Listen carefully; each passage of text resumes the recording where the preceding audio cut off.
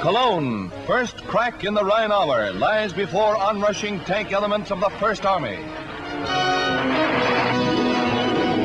In a desperate defense of the cathedral city, streetcars are used as roadblocks, but fail to stop the tanks which simply haul them along. So rapid is the tank advance that German strong points are overrun before effective resistance can be offered. 2 years of ceaseless bombings have reduced Cologne, Germany's fourth largest city, to a heap of rubble. Of all the battles of the Second World War, none was costlier than the Battle of the Bulge. 500,000 Americans fought, 19,000 died. Germany was losing the war, and the battle had all but finished them off. It was cold and bloody. It took the will of many to persevere through the harsh winter. Boys became men, and those men came home heroes. Howard Unruh was one of those men. His commanding officers discovered his talent for shooting accuracy, and he was sent to Europe where he excelled. He calmly killed dozens of Germans and noted each kill in his secret diary. Every gruesome detail. The quiet boy from New Jersey found something he was good at and had medals to prove it. After the war, Howard returned home to Camden, New Jersey, an urban suburb of Philadelphia. Camden's progress in the early part of the 20th century was a direct result of the Industrial Revolution. RCA, Campbell's soup, and ships were the city's main exports. On the surface, Camden seemed like the great American success story.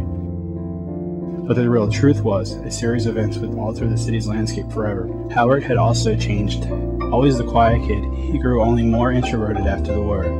He became obsessed with guns and scripture. He continued his secret diary, replacing confirmed kills with notes about local shopkeepers, convinced they were speaking ill of him. His paranoia made it impossible for him to hold a job.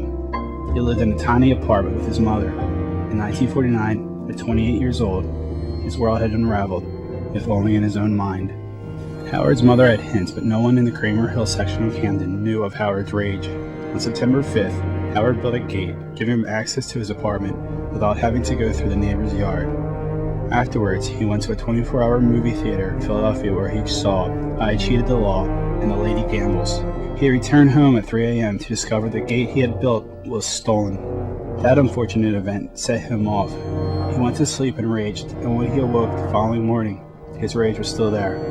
Just after 9 a.m., dressed in his best suit, Howard finished his breakfast, went to his bedroom, and loaded his German Luger. He put a handful of extra bullets in his pocket. At 9:20, he left the apartment and set out on what became known as the Walk of Death. Mayor Berger, a journalist from the New York Times, became more famous for writing the poem Casey at the Bet and for the Pulitzer Prize he won for the account of that day. Here are some excerpts from Berger's story. Unruh first walked into John Plarchik's shoe repair shop near the north end of his own side of the street. The cobbler, a 27-year-old man who lived in Pennsauken Township, looked up open-mouthed as Unruh came within a yard of him. The cobbler started up from his bench, but went down with a bullet in his stomach. A little boy who was in the shop ran behind the counter and crouched there in terror. Unruh walked out into the sunlit street. I shot him in the chest first, he told the prosecutor later in meticulous detail, and then I aimed for the head. His aim was devastating, and with reason. He had won marksmanship and sharpshooter's ratings in his service and practiced with the Luger all the time, with the target set up in the cellar of his home. From the cobbler's, he went to the little tailor shop at 3214 River Road. The tailor was out. Helga Sangrino, 28 years old, the tailor's wife, was there alone. The couple, incidentally, had been only married 1 month. She screamed when Unruh walked in with his Luger in hand. Some people across the street heard her. Then the gun blasted again, and Mrs. Sangrino pitched over, dead. Unruh walked into the sunlight again. All this was only a matter of seconds, and still only a few persons had begun to understand what was afoot down the street. At 3210 River Road is Clark Hoover's little country barbershop. In the center was a white painted carousel-type horse for children customers. Horace Smith, a blond boy only 6 years old, was in it, with a bib around his neck, submitted to a shearing. His mother, Mrs. Catherine Smith, 42, sat on a chair against the wall and watched. Unruh walked in the brew, that's Mrs. Smith's nickname for her little boy, and put the Luger to the child's chest. The shot echoed and reverberated in the little 12x12 shot. The little boy's head pitched toward the wound, his hair half cut, stained with red. Unruh never said a word. He put the Luger close to the shaking barber's hand. Before the horrified mother, Unruh leaned over and fired another shot into Hoover. The veteran made no attempt to kill Mrs. Smith. Unruh walked back to the center of the street. He fired a shot at an apartment window at 3208 River Road. Tommy Hamilton, 2 years old, fell back with a bullet in his head. Unruh walked back towards 32nd Street, reloading the Luger. Now the Little Street, a small block with only 5 buildings on one side, 3 one-story stores on the other, was shrill with women and children's panicky outcries. A group of 6 or 7 little boys and girls fled past Unruh. They screamed, "Crazy man!" in unintelligible sentences. Unruh did not seem to hear or see him. Alvin Day, a television repairman who lives in nearby Mantua, had heard the shooting, but driving into the street he was not aware of what had happened. Unruh walked up to the car window as Day rolled by and fired once to the window with deadly aim. The repairman fell against the steering wheel. The car seemed to wobble. The front wheels hit the opposite curb and stalled. Day was dead. Cohen the druggist, a heavy man of 40, had run into the street shouting, "What's going on here? What's going on here?" But at the sight of Unruh, hurried back into his shop. James J. Hutton, 45, an insurance agent from Westmont, New Jersey, started out of the drug shop to see what the shooting was all about. Like so many others, he had figured at first it was some car backfiring. He came face to face with Unruh. Unruh said quietly, "Excuse me, sir," and started to push past him. Later, Unruh told the police, "That man didn't act fast enough. He didn't get out of my way." He fired until it entered his body. The insurance man pitched on the sidewalk and lay still. Cohen had run to his upstairs apartment and tried to warn Minnie Cohen, 63, his mother, and Rose, his wife, 38, to hide his son, Charles, 14. Mrs. Cohen shoved the boy into the closed closet and leaped into another closet herself. She pulled the door too. The druggist, meanwhile, had leaped from the window onto a porch roof. Unruh, a gaunt figure at the window behind him, fired at the druggist's back. The druggist, still running, bounded off the roof and lay dead on 32nd Street. Unruh fired at the closet where Mrs. Cohen was hidden. She fell dead behind the closet door, and he did not bother to open it. Mrs. Minnie Cohen tried to get to the telephone in an adjoining bedroom to call the police.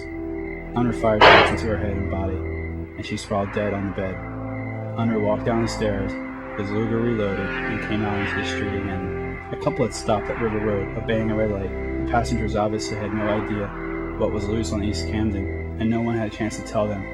Unruh walked up to the car, and though it was filled with total strangers, he fired deliberately at them, one by one, through the windshield. He killed the 2 remaining passengers, Mrs. Helen Matlock Wilson, 43, of Pennsauken, who was driving, and her mother, Mrs. Emma Matlock, 66. New York Times, September 7, 1949. Howard retreated back to his apartment and after a brief standoff surrendered.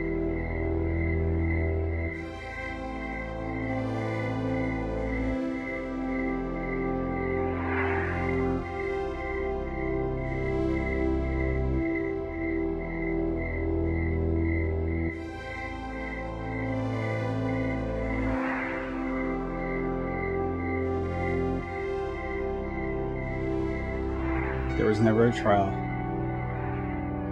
Deemed insane, he has spent his whole life in Trenton State Psychiatric Hospital. Unruh is sometimes called the father of mass murderers, but he's also the first of the military-trained mass murderer, a gruesome legacy that includes Charles Whitman, Arthur Shawcross, David Berkowitz, Jeffrey Dahmer, John Muhammad. The spirit and drive that made Camden so productive died soon after. Racial unrest, the closing of the shipyards, one corrupt political regime after another left the city in complete disarray. Camden had been crowned murder capital of the United States several times. Howard Unruh stripped the city of its innocence. Trust thy neighbor no longer. There have been recent developments. A new aquarium, baseball stadium, entertainment complex, and recently a $1 billion redevelopment plan has been implemented that will reshape the entire Cramer Hill community. Among the properties on the may-be-acquired list are the homes and businesses at 32nd and River. Howard Unruh, as of November 2005, is alive and well.